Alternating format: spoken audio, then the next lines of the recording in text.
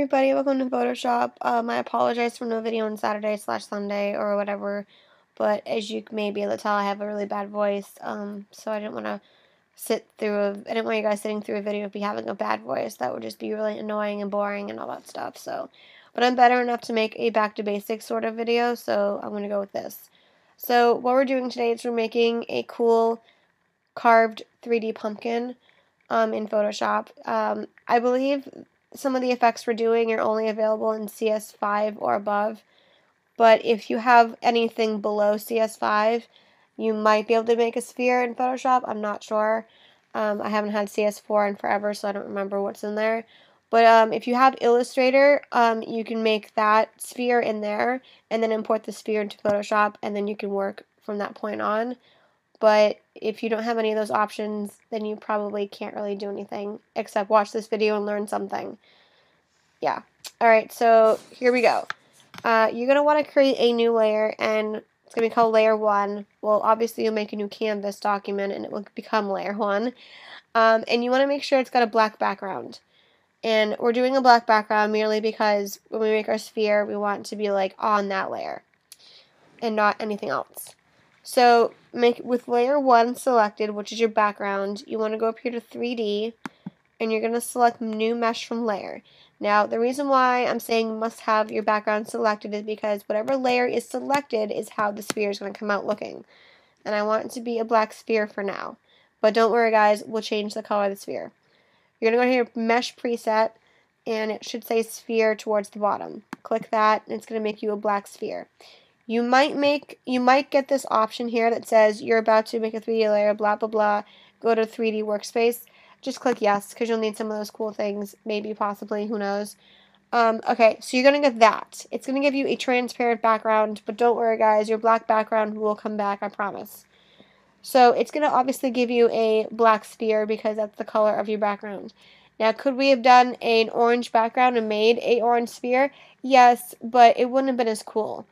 So we're going to go ahead and double click, on our environment.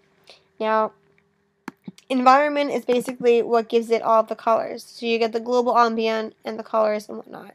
So click over here on the color, and you want to now change that to a very brightish orange or any pumpkin colored orange you like. This is all up to you. I'm going to go with that because that's very bright.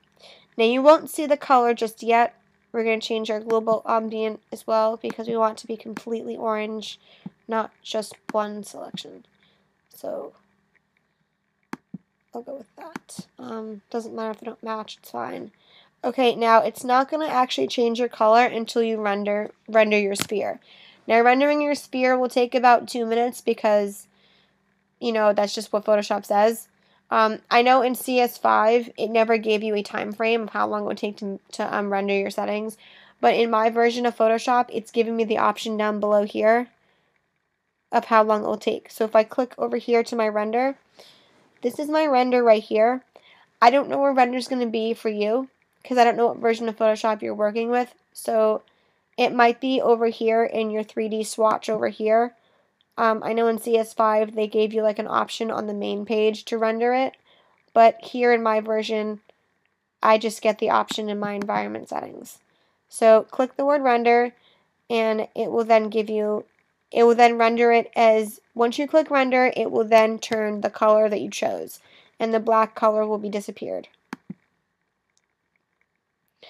Alright, sweet. So you can delete that layer, but what you have now is you have a transparent canvas. Ruh-roh. Let's fix that. So go ahead and make a new layer, and that's going to be below your sphere layer, by the way, and we're going to make that black yet again. So now we have a black background, because that, with the mesh settings, it deletes your background, in case you didn't already notice that. Alright, so this is now my sphere. It is now renderized. It does have a few little bumps and stuff, but that's just what happens when you render a 3D image in Photoshop. And I have converted mine to a smart object, so that way I can now work with it freely and not have to worry about the 3D settings coming into play. So now on my layer 2, I'm going to move that just into the center of my document. Now is where the carving comes in. We've done similar effects to this before. I think I did last year a pumpkin carving text effect or something like that. It's basically almost the same thing, only we're just making shapes and we're carving them into the pumpkin. So this will require the pen tool because you're going to be making, pumpkin-like shapes. So we're going to start with the eyes, and you want it on a new layer. Make sure each of your layers are on a new layer. But the first one with the eyes, to make the eyes precise, I just duplicated the first layer. So that way it just stays the same. So make your shape of your eye, and then right click and make a selection. And 0 feather radius, and click OK. And what you're going to want to do is you want to fill that with a very light orange. Not necessarily an orange color, but a very light color. Maybe something like that. Yeah, something very light, but an orange color of choice. And then you'll fill that doing a control backspace or alt backspace, whichever it fills it with. And then you can get rid of that. And then you're going to have what you see here on mine. So that's the nose. Well, that's one of the eyes anyway. And once you make one, you want to duplicate your eye layer. That way you have the same symmetrical eyes. They're not two different shaped triangles because, the eyes should be pretty close together. So I have my two eyes over here. That's what I placed mine right down below there, but if you want to place them anywhere else, that's fine. And that's my two colors I've chosen. And then what we're going to do is we're going to double click on that layer, and we're going to add some settings to give it that carving look. We're going to start with Bevel and Emboss. It's going to be an inner bevel. Usually it'll say outer, but inner is the way you want to be with that. 1000% depth with the direction of down. Your size is going to be 5. And we're going to uncheck use global light and leave it at 120 to 30. And now below we've changed the colors, but nothing else. So your first color for your highlight mode is this lovely orange here.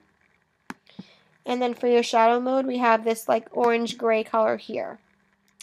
Alright, and your screen and multiply the same.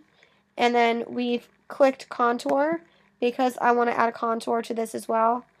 And then next, I have an inner shadow.